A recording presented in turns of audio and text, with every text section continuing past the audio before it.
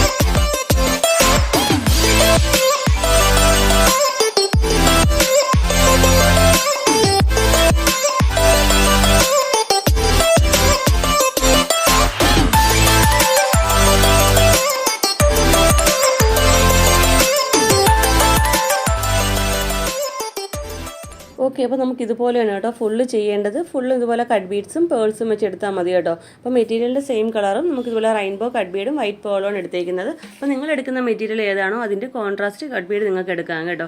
അപ്പോൾ അതിൻ്റെ final look ഇതുപോലെയാണ് വരുന്നത്. ഞാനിവിടെ ബോക്സ് നെക്കിലാണ് ചെയ്തേക്കുന്നത്. റൗണ്ട് നെക്ക് ആയാലും നമുക്ക് ഇതുപോലെ 1 ഇഞ്ച് മാർക്ക് ചെയ്ത് കൊടുത്തിട്ട് ഫുള്ളും ചെയ്താൽ മതി കേട്ടോ. അപ്പോൾ ബിഗിനേഴ്സിന് പോലും ഈസി ആയിട്ട് ചെയ്യാൻ പറ്റുന്ന ഒരു സിമ്പിൾ ഡിസൈനാണ്. അപ്പോൾ ഈ വർക്ക് എല്ലാവരും ഒന്ന് ട്രൈ ചെയ്ത് നോക്കുക കേട്ടോ. അപ്പോൾ നമ്മുടെ ഇന്നത്തെ വീഡിയോ ഇഷ്ടപ്പെട്ടു, യൂസ്ഫുൾ ആണെന്നുണ്ടെങ്കിൽ നമ്മുടെ ചാനലൊന്ന് മറക്കാതെ സബ്സ്ക്രൈബ് ചെയ്യാനും തൊട്ടടുത്തുള്ള ബെല്ലൈക്കൺ ഓൾ എന്ന ഓപ്ഷൻ എനേബിൾ ചെയ്യാൻ മറക്കരുത്. വീഡിയോ ഇഷ്ടപ്പെടുവാണെങ്കിൽ ലൈക്ക് ചെയ്തേക്കണം കേട്ടോ. അപ്പോൾ ഇതുപോലെ നല്ലൊരു വീഡിയോയുമായി വീണ്ടും വരും വരെ ബൈ. Thanks for watching.